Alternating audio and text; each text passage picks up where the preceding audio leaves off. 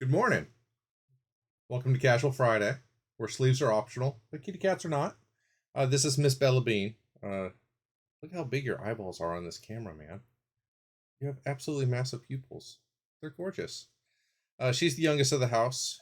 After her, I've got one more cat to talk about, Mr. Miles. But I didn't actually start this on a Monday, so we're gonna have to wait till next week to talk about him, aren't we? Yeah, this is Miss Bellabean. As I said, she's the baby of the house. She's like really intent on getting down. But she was another foster of ours that I personally failed on, largely because she had a bit of a rough uh, kittenhood where she had a perforated diaphragm, which is the thing that separates your lungs and heart from your intestines and all that other jazz. So she had a small hole in hers, and her intestines were starting to intrude on her lungs. And on one side of her, she's got a malformed lung. Maybe because of that. The vet said that more likely, though, it was because there was a trauma that happened to her mom while she was pregnant. Uh, so she's got like lopsided ribs, where one of them is like half as formed as the other one, and same thing with her lungs. So she doesn't know about it though. It doesn't slow her down even in the least bit. But things were pretty stop and go there for a little while because she was constantly just like hawking up nothing, but it was always sounding like she was trying to cough something up, and that's actually what led us to take her to the vet. Come here.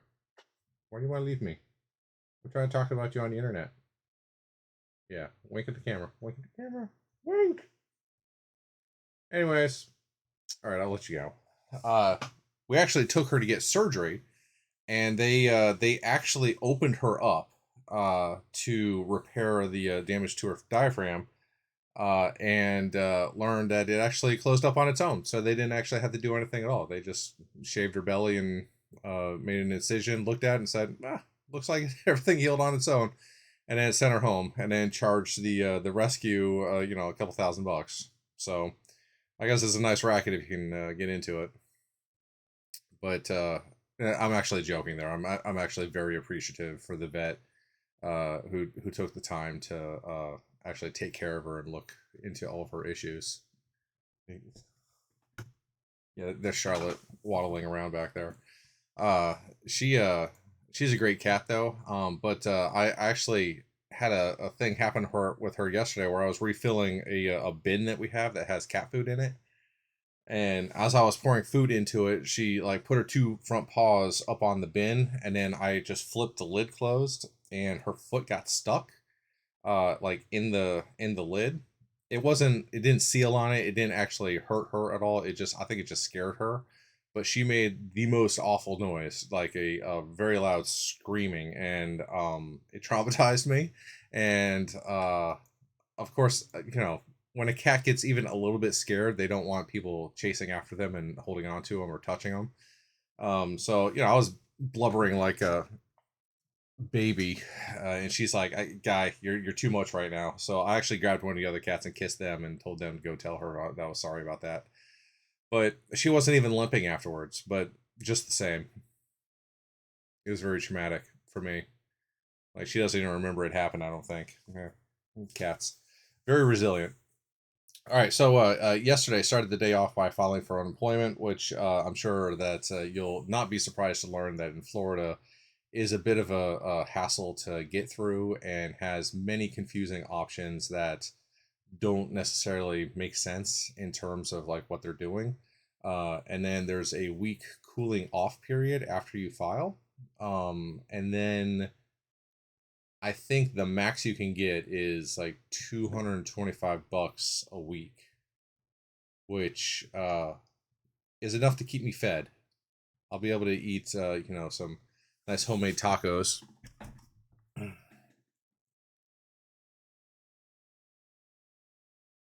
Maybe a nice salad. What do you think, Straw? Yeah, yeah. She jumped up here knowing I was gonna grab her. But yeah, so I did that. They're still doing something to it. I don't know. Like, I don't understand what would take so long. Uh, but I guess I'll get an email from them when things get updated. After I did that, this is gonna sound silly to even talk about here, but I added a brush to my traveling toiletry kit, which the last like 5 trips that I've taken, I didn't have a brush with me or a comb or anything, so just had to do the use your wife's brush or something like that. Just your fingertips to make your hair look a little less messy. Uh, but when I finally got to that to do thing on my Trello board, I was like, oh right, that is actually somewhat important. So I put it in there, and felt pretty good. I felt accomplished by putting a brush in a toiletry kit. So that was great. Then I actually bit the bullet and used some business money to order another monitor because I fried my other one for the Twitch stuff. So I've got a dedicated Twitch monitor that shows me exactly what's going on with Twitch. User current view counts, what's going out, what's coming in, like all that stuff. The chat that's on there, although the chat is not very active. Uh, Maybe we can change that. Add a bot in there to talk to people when I'm not available. Uh, then I had a business meeting part two, which was fantastic, which went very well and turned into a business meeting part three for today. So we're going to be doing more business over the internet, and it'll be nice to have all these preliminary meetings done and actually have a plan of action going. Um, Maybe I'll be able to talk about that. Maybe I won't. Like, I've got like a half dozen NDAs out there that range from being able to talk about stuff to not being able to talk about anything to not even like thinking about what I can do or who I can talk to. And then after that meeting, I went to go see a movie, which was ISS. What? What? You didn't see the movie? I saw the movie. Anyways, the movie was ISS, and there was actually like 8 or 9 other people in the film, in the movie theater at the same time that I was, which was a lot of people for 2 o'clock on a Thursday, 2 p.m. on a Thursday. But if you know what Chekhov's gun is, this movie should have just been called Chekhov's Gun: The Foreshadowing, because they set up probably, God, probably a dozen things where they're very, very clearly like, oh, and look at this thing. Be sure that if you ever see this thing happen, you panic and you do something about it. I'm going to ominously look at this thing and then look back at the camera and then put the thing down. And then, halfway through the movie, the guy's like, oh, hey, why is this thing not working? Uh, there's a whole bunch of scenes in there. The most egregious one that I actually laughed when I saw it was at the very beginning. One of the ladies that's on the space station, the ISS, the International Space Station, is doing science with mice, and I don't know. I don't want to spoil it for anyone, but suffice to say, the actual premise of the movie is that there's an American crew and a Russian crew on the International Space Station, which is true. That's reality up to that point. And then the fictional part of the film is that a nuclear war breaks out down on the surface, and both crews, the Americans and the Russians, both get the same orders from their respective governments, which is to take control of the ISS by any means necessary. Now, I'm aware this is probably going to disqualify me from ever going to the ISS, as if I had a chance, right? But uh, I know that, like, me personally, I would just look over at my compatriots up there, or my, the I'd look across the aisle and say, look, they're down there, we're up here. Like, we could just tell them that we took control, right? Like, we don't have to start beating each other up or like being nefarious or killing each other. Uh, Mind you, that doesn't make for a great film. But maybe it would. Maybe that actually could be a great film if you could have some sort of dynamic between uh, the the uh, the four parties, right? The two governments and the two crews. Uh, because it's just that the idea that they never seriously considered cooperation within the space station. They just went straight to, well, we can't trust them. I'm like, okay, but why not? Like, if you're all dependent on each other, and all it's going to take is one person like losing their cool, and they could kill everyone on that space station because it's such a fragile, brittle experiment floating in the middle of a vacuum in which people would not survive very well. And it sounds like I'm complaining about the film, but I actually ended up enjoying it. It was I think it was a good film. Uh, I'm not entirely sure about its rewatchability, but it's definitely a well done film. And there's a couple scenes that are outside of the station that would be very nice to see on the big screen. Um, like anything space related, of course, is better on a movie screen because no one has a 30-foot screen at home. You probably have better control over the everything else at home for movies, but a non-distraction uh, experience at a movie theater is pretty fun. And then that was it. I was gonna come home and do some raking, but I got home and it had been pouring, and I'm not gonna do any amount of raking after that soon after a rain because 9/10 of what you're moving is water at that point, and water is super heavy, especially compared to the dry leaves. Like when they're just dry, like I can move big old bags of those things, no problem. Put some water on top of all of them, and they're like twice the weight. I mean, it's gross. It's terrible. It's no good. So unfortunately, the small section of my side lot that needs to get done is going to have to wait at least until Monday. Maybe longer if it rains more. I should actually probably, yeah, let me write that down. Today I'm going to check the 10-day weather forecast.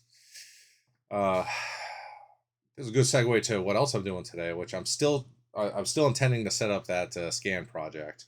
I got the new monitor should be coming in today, which is super quick. But we have an Amazon distribution center here in town now, and I think that they're just going to just it's like a 20-minute drive, so uh, that's good. And then yesterday I was actually realizing that the software that I'm using to record all of this is OBS, the free streaming software for Twitch. They've got a very convenient like just record locally button, but you can actually stream this to Twitch as you're recording. So maybe I could do something every morning where I just check in with everyone on Twitch, set it to just chatting, and then have the video that I then upload to YouTube, so that way anyone watching on the Twitch feed uh, gets the live experience. Maybe you can ask some questions, and I can answer questions. Like I don't know what kind of questions you would have for me. Like, hey, why does your hair look like that? Why is your face like that? I don't know. Um, but I'm gonna play around with that over the weekend if I have the wherewithal to do it. But maybe I will, maybe I won't. I don't know. And then I've got like a whole passel of movie reviews that I need to actually write out. Uh, like how does this start? Yeah, I've got Superman latest season of Superman and Lois to finish up. I started a movie called City Without Men, but it was such a terrible copy that like I was playing it while my wife was here at the house that I didn't want to put her through a terrible transfer because this looks like they just picked up a decaying reel of the film and just like sent it straight to DVD without any kind of cleanup. I'm still watching Ted. I've got a 2023 year in review that I need to like actually like finish writing. Like we're already a twelfth of the way through 2024. Green Zone. I watch out with my wife. It's a Matt Damon film. Your Place or Mine, which is a Reese Witherspoon film, which was an odd one. It was romantic comedy. And then we watched Iron Man Remnant 2, which I've been playing a whole bunch on Twitch with my buddies. Uh, I think that playing through it by myself I don't know. I actually haven't given it a fair shake as a single player game, but as a multiplayer game, it's scattered. Like it's really all over the place. And there's a lot of just running to your next objective, which is not as fun as it could be. And then of course American Fiction, Iron Claw, and ISS. All three of which I watched this week. It's the first time in a while that I've used all three slots for my A list. So that was good. It was a good experience, although I bought too much candy when I was down there. So next time I go to a movie, I'm not gonna be able to spend all that money. So I think I spent like 20 bucks on like M&Ms and ices this week, which, as you probably know from ever going to a movie theater, that was just like two of them. Yeah, it's so expensive. Like their candy is just so expensive.